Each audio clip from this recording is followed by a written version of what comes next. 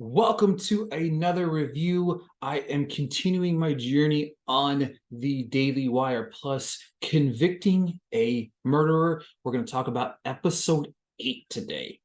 In 2015, Netflix looked at the case of Steven Avery in their docuseries Making a Murderer. They explored Avery and how corrupt law enforcement made it quite possibly be innocent. The series became one of the streaming giant's biggest series. Fast forward to now, Candace Owens and the team of producers is on a mission to set the record straight in the Daily Wire Plus series Convicting a Murderer. We are full force into this season. We are talking about episode 8 of 10 episodes. Episode 8 description was the blood vial. Episode 8 description is Steven Avery's lawyers implied that the Teresa's remains were planted in Avery's yard, but a cadaver dog found powerful evidence that might prove otherwise. As you guys know, what I do is I keep running notes as I watch each of these episodes and give you guys my thoughts about some of the things that kind of transpire, some informational things that we kind of watch throughout the episode, and then, of course, give my overall thoughts of the episode. I appreciate you guys continue to check out each episode that I've been doing. The comments have been fantastic, right, wrong, or indifferent. I'm just here giving my opinion, and you guys can do the same in the comments as you have been doing. It's been great learning all the way around. So we meet Sarah Fahaski. Her background is 15 years in law enforcement. She talked about Loof, the canine bloodhound cadaver dog that was brought in. She talked about how when they brought the dog in, they kind of went everywhere to find this body. You have this junkyard that is massive. So it's such a crazy thing and dynamic to look at. When you see it up kind of close, you're like, man, it's not that big. And then you see the overhead views of this Avery lot, and it is massive. Like, it is unbelievable how big this place really was. But she said, and it was one of those moments early in this episode that I found really strong. Like, Sarah was talking about how she had this feeling, right? You know what I mean? She had been doing this a long time, had this feeling that she knew that this body was here. Then his sister, we talk about the burning of the fire here, right? We hear Sister Barb remember that he had started the fire, which triggered his memory all of a sudden. Then he confirmed that Brendan was with him after changing his story back and forth to telling the police department. That was something you find interesting. He talked to the cops on several different occasions prior to finally owning up to it, but it was like, I don't remember the last time I did a bonfire. I don't remember. And then out of left field, like, we have all these people that corroborate the evidence that he did start the fire. And then he finally said, oh, yeah, I remember. I was burning tires and brush that night. It's crazy to me. The thing about it is the people insinuate, and we get clips of individuals who did podcasts and interviews and stuff like that believed that the police department had brainwashed Steven, Brendan, and everybody into stating that there was a fire. Like, that's crazy to me. Candy's Earl's ex-wife had said she saw the fire as well. Brendan Schuler, the producer on the show, who I think has done a fantastic job in the show of kind of dissecting. You would tell the amount of time that she has spent with this evidence. But she said she listened to a majority of the phone calls that were gathered and recorded by the police in order to find any shredded details. She mentioned a phone call that Steven had with Jody on Halloween, the day that Teresa was killed.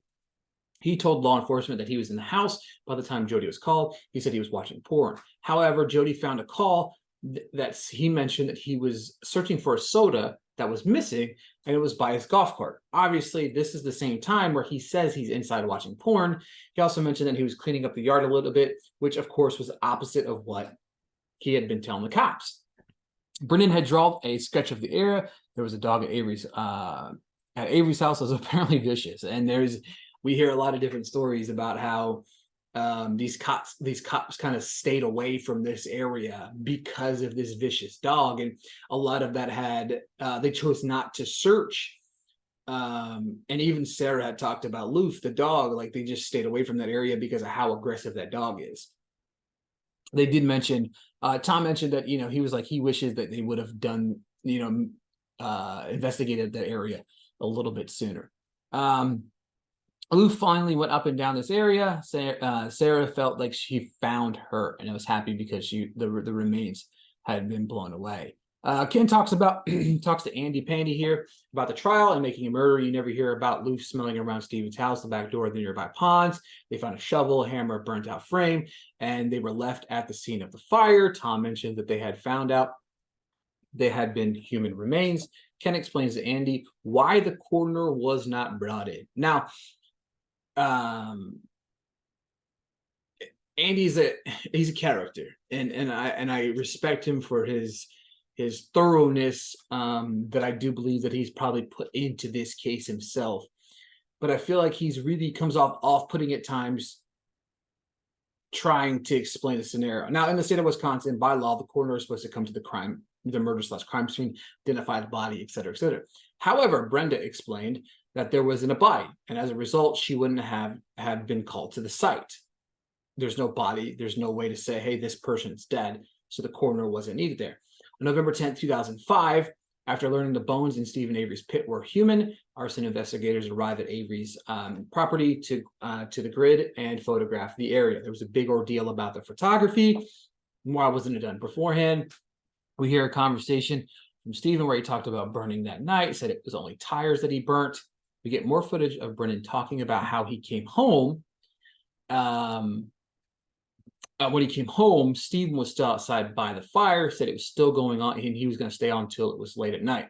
Everyone saw the fire, Steven with it, but he consistently lied and changed the story. Upon investigation, Tom said that they found skull fragments. Of course, the defense's theory here was someone had killed Teresa and gathered the bones and put them in Steven's backyard. That might be single-handedly one of the most insane things I have ever heard in my entire existence. I'm not saying that this is not possible. I'm not going to say that at all. What I'm going to say is that is insane that people would try to come to that conclusion. In Making a Murderer, they show the testimony about the defense expert saying that where the bones had been moved to, but most of those remain, and most of those remains. The guy looked at the pictures, but he did not actually look at the crime scene, which is very interesting that they would choose to do that. Dr. Leslie confirmed that there was transferring from the burn pit to the barrel. In the barrel, there were only 4 pieces. They were the larger pieces. In my opinion, this goes to show that we had a very sloppy situation. It was I'm trying to burn this. I'm trying to get rid of the body. I'm trying to get rid of the bones, but I didn't get everything to clear all the evidence out of the way here. There was tooth fragments and gene rivets inside the burn pit. Teresa's sister, Katie, testified on one of the buttons they found from the jeans. It was a Daisy Fuentes jeans. She testified that she knew that her sister had those type of jeans because she made fun of her for saying that, she knew that who Daisy Fuentes was, but she knew that she was older. So she kind of called her old and made fun of her for these old jeans, which, just like I think it was Ken said, he's like, if you think Daisy Fuentes is old, then God, what am I type of thing? And that is correct. Like, look, I mean, I understand I'm creeping up in age, but come on, guys, Daisy Fuentes, man, you're making me feel old here. Other items that were found in the burn area included Teresa's tooth, but that was never shown throughout the making of the murder. Now, we will say this, though. It said Teresa's tooth found. The tooth was as close to a match with her x-ray without being 100% positive. The dental analyst said that he was very close in saying it was a match, but he could not confirm 1,000% it was hers. He said, but he was very close. So that's pretty good corroborating evidence there. A shovel, a rake, and a screwdriver were found by the fire, which, if you remember correctly, in the investigation, in the interrogation of Brendan, he had mentioned those items, specifically those items. And then later on, we find out those are the things that are found by this fire. Candace states that it wasn't until after Making a Murder aired that they confirmed that they were human bones that were found in the quarry in several different locations. Barb said to Steven, this was a somber moment, I think you could say, kind of sad moment. Brendan's 16 years old. Like, what did he catch? Like, he's wrapped up in this. You know what I'm saying? Influenced, I would even say, into what transpired. But Barbara said to Steven, so my son's going to go to prison. Steven said, I don't know. She said, my son is going to get life in prison. Her voice, the bass in her voice, she was upset. You could hear the pain in her voice, the frustration, but also pain, and understanding that this is a 16-year-old kid that got brought into a scenario that he had no business being a part of. And Steven, all he cared about was saying that he should have kept his mouth shut the entire time. The episode slowly comes to an end here with Brendan's lawyer. He had quit.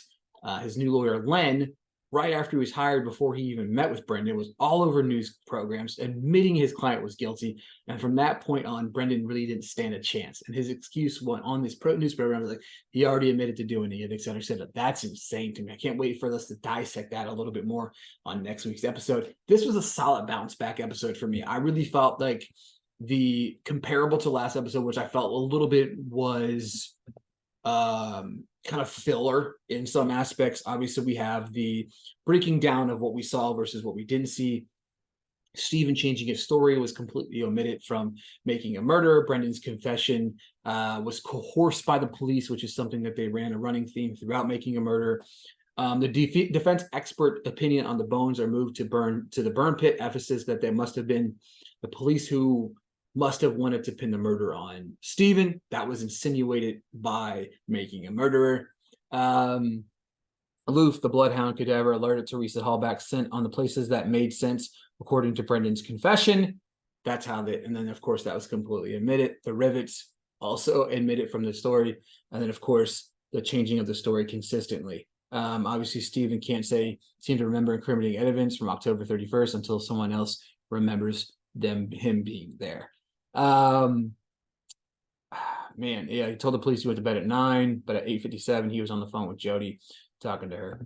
The thing about this is what's crazy, and I've said this on every episode that I've covered so far. This has been a learning experience for me. I'm trying to go through and figure out the in-between aspects of this thing. You know what I mean?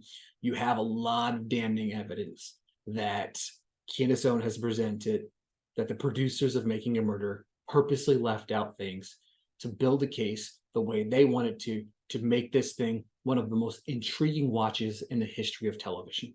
They treated this like a TV show, not a documentary, an actual drama-written TV show. And it's been proven that she has not lied yet. So 2 episodes left. Love to hear your thoughts on this episode. Give it to me in the comments. Tell me what I got wrong. Tell me where I'm right. Whatever you want to do, guys. I just appreciate the continued support of checking out this episode. Like, comment, subscribe, all those good things. And we'll be back for our second to last episode next week with episode 9.